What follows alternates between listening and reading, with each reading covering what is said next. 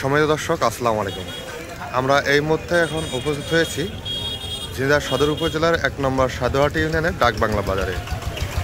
আর এই ডাকবাংলা বাজারে দেখতে পাচ্ছেন বিভিন্ন ধরনের সবজি। তার মানে আজকে ডাকবাংলা বাজারের হাট।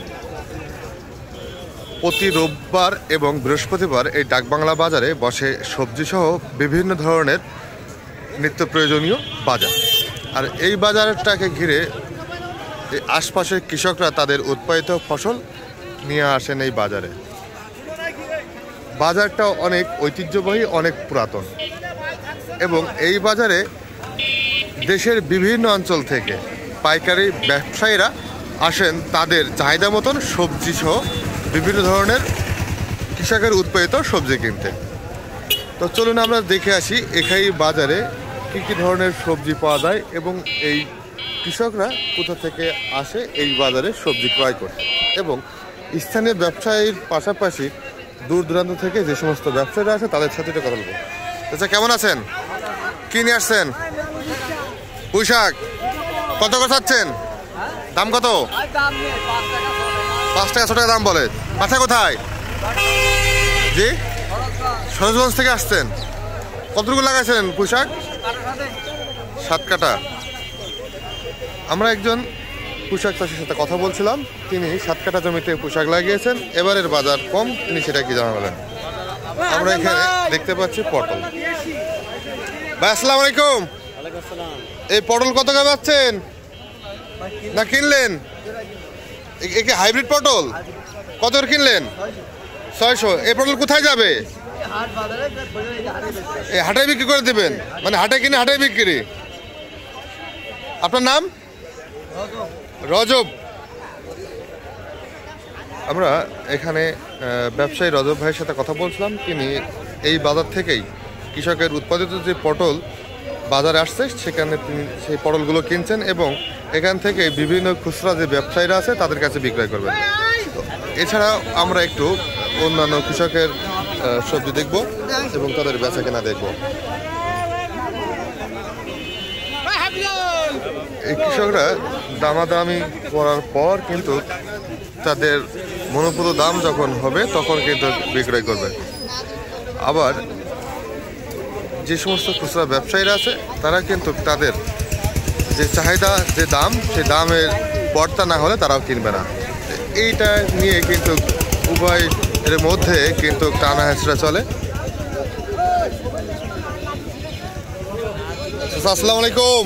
চাচা, কিনে আসছেন পটল? এটা তো দেশি পটল না হাইব্রিড? দেশি পটল।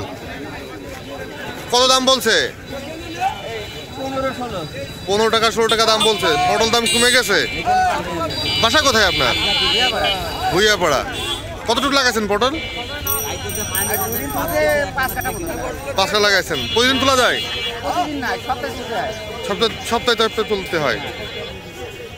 পটলের বাজার কমে গেছে, তাই তো? আচ্ছা, আমরা শুনছিলাম একজন কৃষকের কাছ থেকে কিছু কথা, পটলের বাজার বা সবজির দাম একটু কমেছে। এখানে দেখতে পাচ্ছি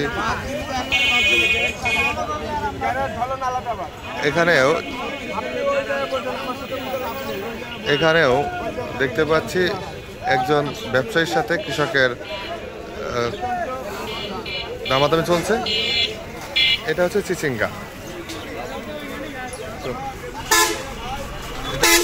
সবজি। ভাই, আসসালামু আলাইকুম। পটল কার? এই বেগুন কার? হ্যাঁ, বেগুন চাষি বেগুন বিক্রয় করছে এবং একজন ব্যবসায়ী সেগুলো কিনছে। এই বেগুন কত করে কিনলেন ভাই? বিক্রি হয়নি? দাম করছে কত? 1700 টাকা মন। এই বেগুন 1700 টাকা মন, যা কৃষকের স্বপ্নকে ত্বরান্বিত করে। এবং বাজারে যে বেগুনের দাম তার ভিতরে এই 1700 টাকা মন সবচেয়ে বেশি দাম হচ্ছে এখন বেগুনের। আমরা একটু আশপাশে দেখাই আপনাদের। এই বাজারটা কিন্তু অনেক বিস্তৃত, প্রায় হাফ কিলো জুড়ে। একদিকে সবজির বাজার, অন্যদিকে যে মশলা জাতীয় যে সমস্ত পেঁয়াজ রসুন সহ অন্যান্য জিনিসপত্র, এবং তার পাশে বিভিন্ন ধরনের মুদি দোকানে বসে, তার ওই পাশে ধানের বাজার।